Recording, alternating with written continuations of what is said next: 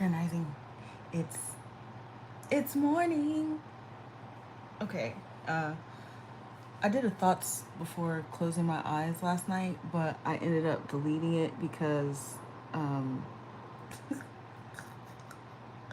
I was being real goofy. Okay, last night for the first time in almost 2 years, I had a text conversation with Jeremiah's dad.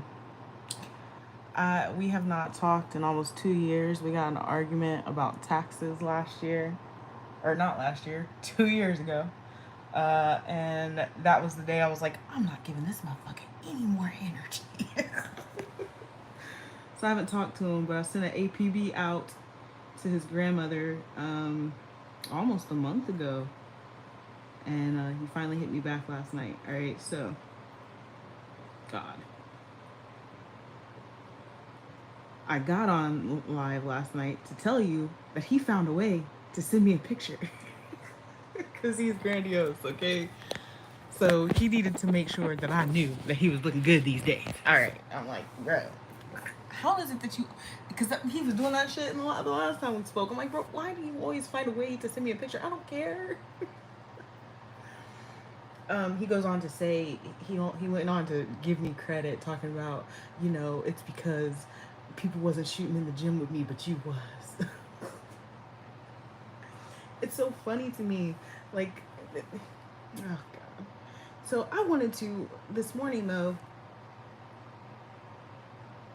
I wanted to read what this man said about my son. I want you to hear it. Because it's like, it's precious. So I'm explaining to him now for the third time, this whole emotional incest, maternal deprivation agenda. And right now, Jeremiah is experiencing some adversity, okay? And that's why I contacted him, because I'm noticing stuff with my son. Which, if I notice, then I'm very concerned, because I don't really talk to him that much. You know what I'm saying? I mean, we talk, but like I said, he can literally like say one word to me, and I consider that talking. Okay. But from where we came from, that's considered progress, right? So he's telling, I'm asking him to fill me in on what's been going on, and he's explaining it to me, and I'm telling him, well, this is actually, you need to read this over here, and you need to do more research about this over here, because this right here is going to help you understand what's going on with Jeremiah over here, right? And he goes, well, yeah, I mean, it makes sense, but he said, in some ways, in some ways, he's clearly my son, but yet the boy is an alien.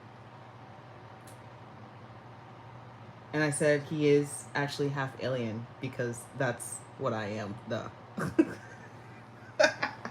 I'm joking, half serious, right? I'm joking, but I'm actually very serious. And he says, in some ways, he's almost like a saint, or enlightened or something, but not like exactly, not like that.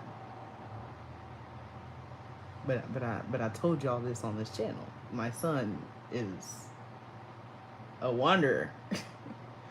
He says he has never had any ego I can find at all, which is mind-blowing, coming from his dad being me. But it also makes me lost on how to approach him. He has not one single concern about being cool, being appealing, conquering anything.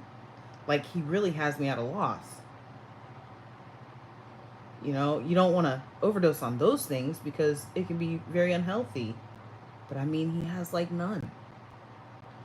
And I told him to read about his master number. Yeah. Oh, excuse me.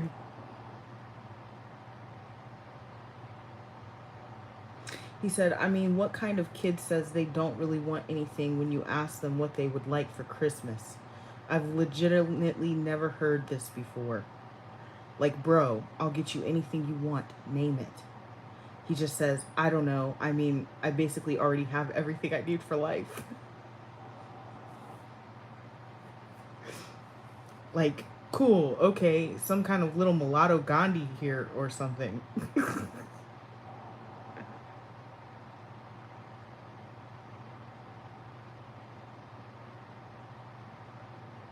Then he said, I really hope the kid can cut it in this world. Now, why would anyone like that not cut it in this world? What he's actually talking about is everything I am and what he sees in him, that is me.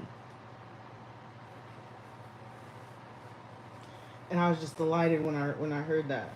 You know what I'm saying? He said it before, but it's just funny because what I told him what my boy needs. Okay. What you think is motivation does not motivate my boy. My boy needs to be motivated by true love. You love Jeremiah, but not properly because of your dark passenger, and you don't realize that you love the way you have been loved. You only have one love that you know affected you, and that was me.